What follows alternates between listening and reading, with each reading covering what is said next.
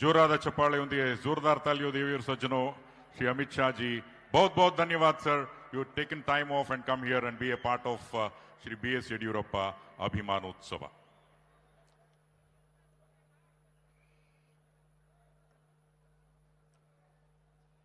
ಪ್ರತಿಯೊಬ್ಬರೂ ಸಹ ಶ್ರೀ BS येडियुरप्पा ಅವರಿಂದ ಕಲಿಯೋದಿದೆ ಅನ್ನುವಂತಹ ಮಹತ್ತರ ಅಂಶವನ್ನು ಸಹ ತಿಳಿಸಿದ್ದಾರೆ. We would like to thank Shri Amit Shah ji for accepting the felicitation. ಬಂಧುಗಳೇ, ಇದೀಗ ಸ್ವಾಗತಿಸಿ ಸನ್ಮಾನ್ಯ ಶ್ರೀ BS येडियुरप्पा ಅವರ ಮಾತುಗಳನ್ನ ನಿಮ್ಮ ಜೋರಾದ ಕರತಾಡನದೊಂದಿಗೆ.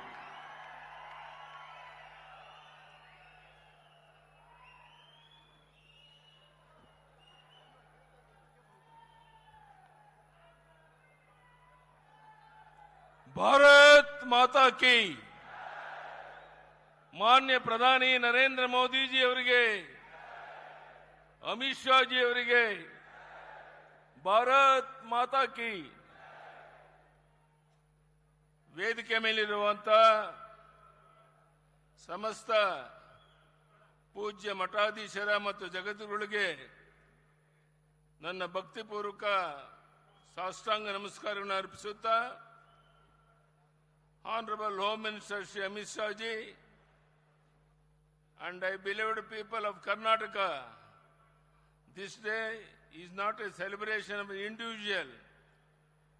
It is a celebration of 5 decades of our shared journey of struggles faced together, victorious earned together, and enduring both with the people of Karnataka.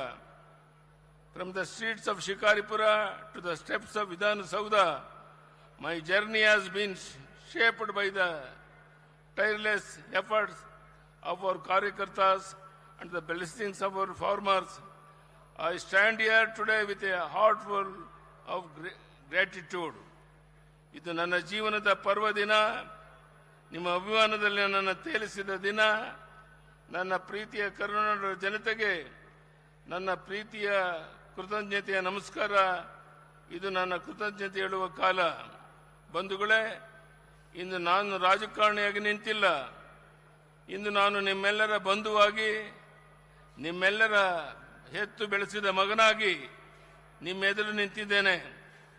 Madakara ನಾಯಕ ಆಳಿದ ನಾಡು, ವೀರವನಿತೆ ಓನಕ್ಕ ಓಬವ್ವ ಜನ್ಮ ತಾಳಿದ ಭೂಮಿ, ಶರಣಶ್ರೇಷ್ಠರು ನಡೆದಾಡಿದ ತಪೋವನ, ಐತಿಹಾಸಿಕ ಚಿತ್ರದುರ್ಗ ಇಂದು ಕನ್ನಡ ನಾಡಿನ ಮೂಲೆ ಮೂಲೆಯಿಂದ ಹರಿದು ಬಂದಿರುವ ನಿಮ್ಮ ಅಭಿಮಾನದ ಜನಸಾಗರದ ಮುಂದೆ ನಿಂತಿರುವ ನನಗೆ ಅಕ್ಷರಶಃ ಇಂದು ಮಾತು ಹೊರಬರುತ್ತಾ ಇಲ್ಲ. 50 ವರ್ಷಗಳು ನಿಮ್ಮೊಂದಿಗೆ ಕಳೆದ ಸಂದರ್ಭವನ್ನು ಈ ರೀತಿ ಅಭಿಮಾನದ ಹೊಳೆಯಲ್ಲಿ ನನ್ನನ್ನು ತೋರಿಸಿ ಸಡಗರ ಪಡುತ್ತಿರುವುದಕ್ಕೆ ನಾನು ಜನ್ಮಾಂತರಕ್ಕೂ ನಿಮಗೆ ಋಣಿಯಾಗಿದ್ದೇನೆ. ಎಷ್ಟೇ ಕಾರ್ಯದ ಒತ್ತಡವಿದ್ದರೂ ಸಹ ಇಂದಿನ ಕಾರ್ಯಕ್ರಮದಲ್ಲಿ ಭಾಗವಹಿಸಲು ಆಗಮಿಸಿರುವ ಸರ್ದಾರ್ ವಲ್ಲಭಭಾಯಿ ಪಟೇಲ್ ನಂತರ ದೇಶ ಕಂಡ ದಿಟ್ಟತೆಯ ಗೃಹ ಮಂತ್ರಿ ಅಮಿತ್ ಶಾ ಅವರು ಇಲ್ಲಿ ಬಂದು ಕುಳಿತಿರುವ ನಮ್ಮೊಂದಿಗಿರುವ ಈ ಕ್ಷಣ ದುರ್ಗದ ನೆಲದಲ್ಲಿ ಅವರೊಬ್ಬ ವೀರ ಮದಕರಿ ನಾಯಕನಂತೆ ಕಂಗೊಳಿಸುತ್ತಿದ್ದಾರೆ. ಏಕೆಂದರೆ ದೇಶ ಕಂಡಂತಹ ಶ್ರೇಷ್ಠ ಪ್ರಧಾನಿ ಸ್ವಾತಂತ್ರ್ಯಾನಂತರ ಭಾರತವನ್ನು ಮುಗಿಲೆತ್ತರಕ್ಕೆ ಕೊಂಡೊಯ್ಯಲು, ವಿಶ್ವದ ಮುಂಚೆಲೆಗೆ ಭಾರತವನ್ನು ಮೊದಲ ಸ್ಥಾನದಲ್ಲಿ ನಿಲ್ಲಿಸಲು ಸಂಕಲ್ಪ ತೊಟ್ಟು ದುಡಿಯುತ್ತಿರುವ ನಮ್ಮ ನೆಚ್ಚಿನ ಪ್ರಧಾನಿ ನರೇಂದ್ರ ಮೋದಿ ಅವರಿಗೆ ಹೆಗಲು ಕೊಟ್ಟು ರಾಷ್ಟ್ರವನ್ನು ಉಳಿಸುವುದಕ್ಕೆ ಅಮಿತ್ ಶಾ ಜಿ ಅವರ ಅನರ್ಷೆ ದುಡಿತಾ ಇದ್ದಾರೆ. ಇಂದು ಪಶ್ಚಿಮ ಬಂಗಾಳದಂಥ ಬೃಹತ್ ರಾಜ್ಯ ನುಸುಳುಕೋರರ ಹಾವಳಿಯಿಂದ ಭಾರತಕ್ಕೆ ಸವಾಲಾಗಿ ಪರಿಣಮಿಸಿತ್ತು. ಕಳೆದ 3-4 ದಶಕಗಳಿಂದ ಅಲ್ಲಿ ಮುಕ್ತ ಮತ್ತು ನ್ಯಾಯ ಸಮ್ಮತ ಚುನಾವಣೆ ನಡೆದಿರಲಿಲ್ಲ.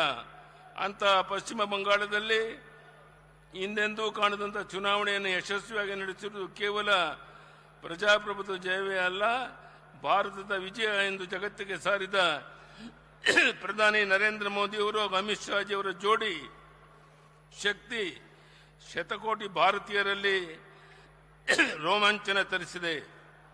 ಇಲ್ಲಿ ಕುಳಿತಿರುವ ಈ ಜನಸಾಗರದ ಪರವಾಗಿ ಪ್ರಧಾನಿ ನರೇಂದ್ರ ಮೋದಿ ಅವರಿಗೆ ಹಾಗೂ ಅಮಿತ್ ಶಾ ಜಿ ಅವರಿಗೆ ಕರ್ನಾಟಕದ ಜನತೆಯ ಪರವಾಗಿ ನಾನು ಹೃದಯ ತುಂಬಿ ಅಭಿನಂದನೆಯನ್ನು ಸಲ್ಲಿಸುತ್ತಿದ್ದೇನೆ. ಇಂದು ಅಭಿಮಾನೋತ್ಸವದಲ್ಲಿ ಭಾಗವಹಿಸಲು ಆಗಮಿಸುತ್ತಿರುವ ಅಮಿತ್ ಶಾ ಅವರು ಕೇವಲ ನನ್ನ ಅಭಿನಂದನೆಗಷ್ಟೇ ಬಂದಿಲ್ಲ. ಈ ದೇಶ ಸುಭದ್ರವಾಗಿದೆ. ದೇಶಕ್ಕೆ ಎದುರಾಗುವ ಯಾವುದೇ ಒಳಗಿನ ಅಥವಾ ಹೊರಗಿನ ಸವಾಲುಗಳನ್ನು ನಾವು ಅತ್ಯಂತ ಕಠಿಣ ಕ್ರಮಗಳಿಂದ ಸೆದೆಬಿಡುತ್ತೇವೆ ಎಂಬ ಸಂದೇಶವನ್ನು ನೀಡಲು ಬಂದಿದ್ದಾರೆ. ಪ್ರೀತಿ ಇಟ್ಟು ಬಂದಿರುವ ಅವರಿಗೆ ನಾನು ಕೃತಜ್ಞತೆ ಸಲ್ಲಿಸುತ್ತೇನೆ. ಇಂದಿನ ಅಭಿಮಾನೋತ್ಸವ ಕೇವಲ ಯಡಿಯೂರಪ್ಪನ ಅಭಿಮಾನೋತ್ಸವ ಅಷ್ಟೇ ಅಲ್ಲ, ಪ್ರಧಾನಿ ಮೋದಿ ಹಾಗೂ ಅಮಿತ್ ಶಾ ಅವರ ಪಂಚರಾಜ್ಯಗಳ ಚುನಾವಣೆಯಲ್ಲಿ ದಿಗ್ವಿಜಯ ಸಾಧಿಸಿದ ಸಂತೋಷದ ಸಂಭ್ರಮದ ಹೌದು ಎಂದಕ್ಕೆ ನಾನು ಅಭಿಮಾನ ಪಡುತ್ತಿದ್ದೇನೆ. ಇಂದಿನ ಕಾರ್ಯಕ್ರಮದಲ್ಲಿ ನಾಡಿನ ಮೂಲೆ ಮೂಲೆಗಳಿಂದ ಬಸವಾದಿ ಶರಣರ ಸಾಧು ಸಂತರು, ಮಠಾಧೀಶರು, ಅರಚರ ಕುರುಮೂರ್ತಿಗಳನ್ನು ಆಶೀರ್ವದಿಸಿ ನಮ್ಮ ಪ್ರೀತಿ ವ್ಯಕ್ತಪಡಿಸಿ ಬಂದಿದ್ದೀರಿ. ಅವರೆಲ್ಲರಿಗೂ ನಾನು ಹೃದಯ ತುಂಬಿ ಅವರ ಪಾದಾರ ಬಿಂದುಗಳಿಗೆ ಭಕ್ತಿಪೂರ್ವಕ ನಮಸ್ಕಾರ ಸಲ್ಲಿಸುತ್ತಿದ್ದೇನೆ. ಈ ಸಂದರ್ಭದಲ್ಲಿ ನಡೆದಾಡುವ ದೇವರಾಗಿದ್ದಂಥ ಸಿದ್ಧಗಂಗೆಯ ಶ್ರೀ ಡಾಕ್ಟರ್ ಶಿವಕುಮಾರ ಸ್ವಾಮೀಜಿಯವರು ನಾನು ಅತ್ಯಂತ ಭಕ್ತಿಯಿಂದ ಸ್ಮರಿಸಿಕೊಳ್ಳುತ್ತೇನೆ. ಹಾಗೂ ವೇದಿಕೆ ಮೇಲೆ ಕುಳಿತಿರುವ ಎಲ್ಲ ಹಿರಿಯರಿಗೆ, ಪ್ರಮುಖರಿಗೆ ನಾನು ಅತ್ಯಂತ ಪ್ರೀತಿಯಿಂದ ಕೃತಜ್ಞತೆ ಸಲ್ಲಿಸಲು ಬಯಸುತ್ತೇನೆ. ನಾನು ಸುದೀರ್ಘ ಭಾಷಣ ಮಾಡಲು ಹೋಗೋದಿಲ್ಲ. ಕಳೆದ 10-15 ದಿನಗಳಿಂದ ಈ ಅಭಿಮಾನೋತ್ಸವದ ಹೆಸರಿನಲ್ಲಿ ಅನೇಕ ನನ್ನ ಹಿತೈಷಿಗಳು, ಅಭಿಮಾನಿಗಳು, ನಮ್ಮ ಪಕ್ಷದ ಹಿರಿಯರು ಪತ್ರಿಕೆಗಳಲ್ಲಿ ಲೇಖನಗಳನ್ನು ಬರೆದು ನಾನು ನಡೆದು ಬಂದ ಹಾದಿಯನ್ನು, ನನ್ನ ಹೋರಾಟದ ದಿನಗಳನ್ನು, ನನ್ನ ಆಡಳಿತ ಅಭಿವೃದ್ಧಿ ಕಾರ್ಯಗಳನ್ನು ನಾಡಿಗೆ ತಿಳಿಸಿಕೊಂಡಿರುತ್ತೀರಿ. ತುರ್ತು ಪರಿಸ್ಥಿತಿಯ ಸೆರೆಮನೆಯಿಂದ ಹಿಡಿದು ಸಂಘಟನೆ, ಪ್ರವಾಸ, ಜನರ ನಡುವೆ ಜನರಿಗಾಗಿ ನಡೆಸಿಕೊಂಡು ಬಂದ ನಿರಂತರ ಹೋರಾಟಗಳ ಬದುಕೆ ನನಗೆ ಶಕ್ತಿ ನೀಡಿದೆ.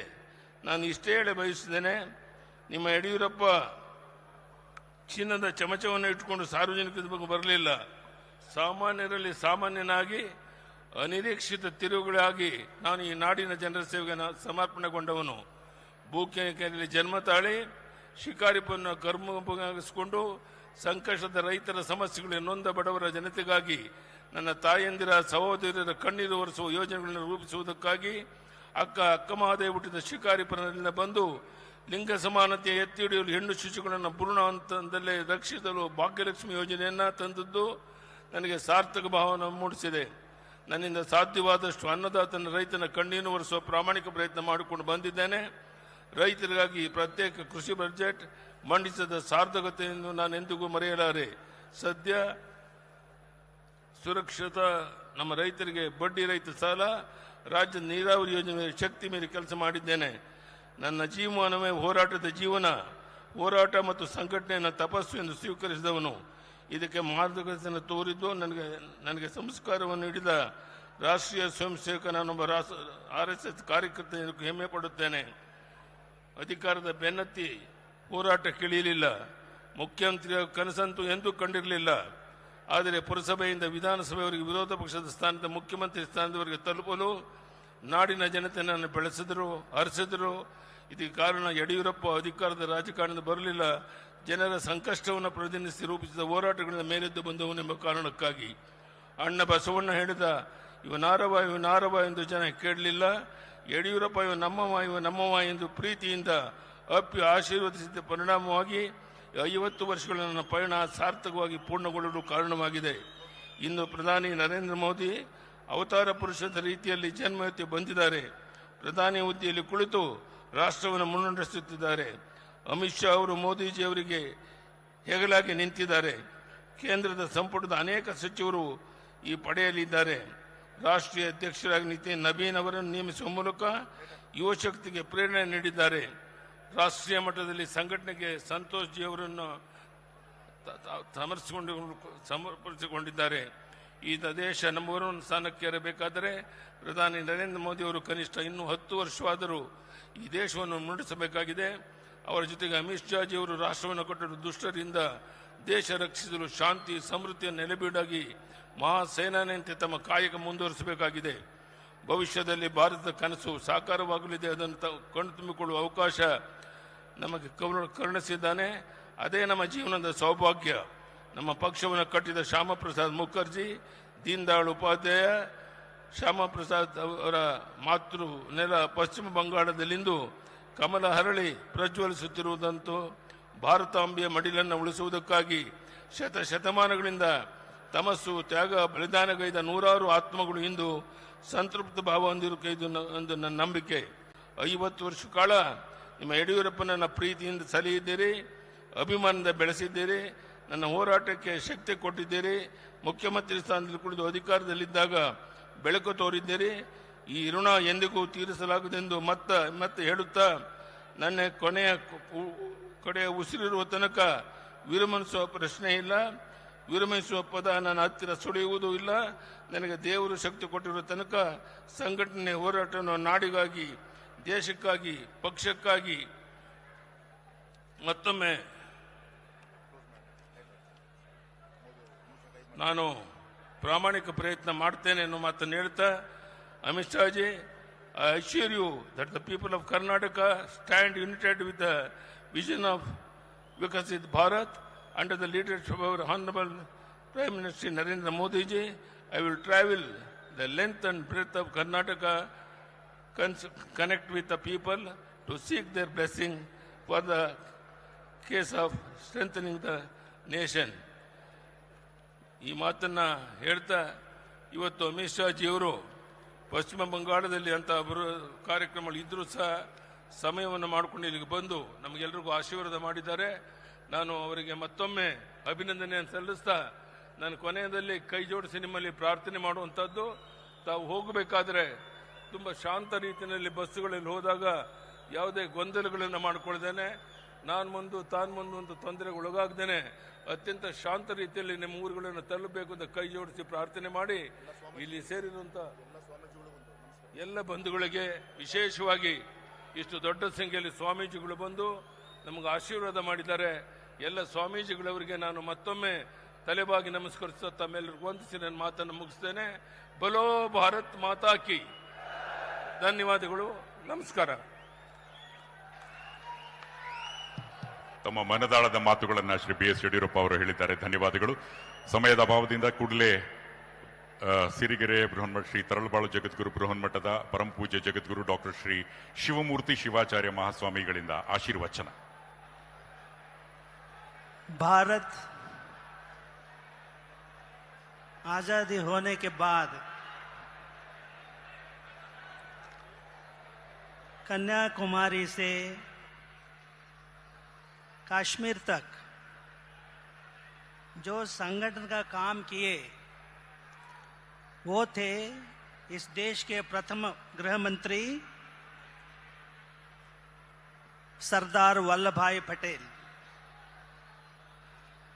हम उनको आंखों से देखे नहीं हैं, सिर्फ किताबों में पढ़े हैं. जो काम सरदार वल्लभ भाई पटेल जी ने उस जमाने में किया, वही काम आज के गृह मंत्री अमित शाह जी कर रहे हैं. ये हमारे देश का सौभाग्य की बात है. आपसे यही कहना चाहेंगे, आप इतने दूर से कलकत्ता से यहाँ आए हैं. उत्तर और दक्षिण कभी मिलते नहीं है ऐसी सोच है, लेकिन अभी चित्रदुर्गा में उत्तर और दक्षिण को जोड़ दिए हैं हमारे गृह मंत्री अमित शाह जी. ये बात आपसे सामने कहना चाहेंगे कि यहाँ लाखों लोग आए हैं. ये जो ये अभिमानोत्सव कार्यक्रम है, येडियुरप्पा जी जो काम पिछले 50 सालों से किए हैं वो आपको मालूम है. उनका नाम ही शुरू होता है बूकनकेरे. आप सोचें कभी, केरे मने तालाब होता है, केरे मतलब तालाब होता है. तो बूकनकेरे, हमारे राज्य में कई गांव होते हैं जो केरे शब्द से एंड होते हैं, लेकिन बूकनकेरे नाम से येडियुरप्पा जी के नाम जो है बूकनकेरे से शुरू होता है.